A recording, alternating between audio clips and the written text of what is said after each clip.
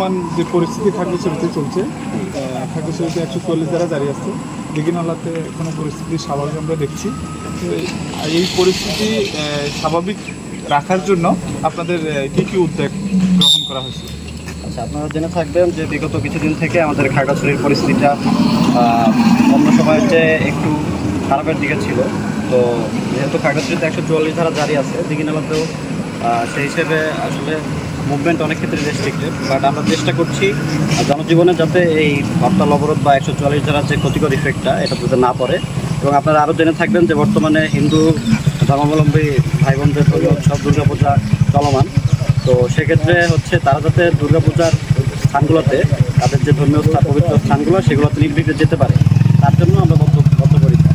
তো সেক্ষেত্রে সেই উদ্দেশ্যে আমরা আসলে বেশ কয়েকটা পয়েন্ট আপনারা দেখবেন যে আমরা টহল আরও জোরদার করেছি এবং হচ্ছে চেকপোস্ট বসানো হয়েছে। এবং আশা করা যায় যে দীঘিনালাতে অনাকাঙ্ক্ষিত কোনো পরিস্থিতি ইনশাল্লাহ ঘটবে না।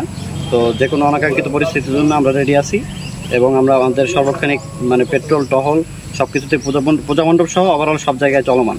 তো ভবিষ্যতেও এটা চলমান থাকবে। ইনশাল্লাহ আমরা সফলভাবে এই সমস্যাটা মোকাবেলা করতে পারবো। Thank you. জি, ধন্যবাদ।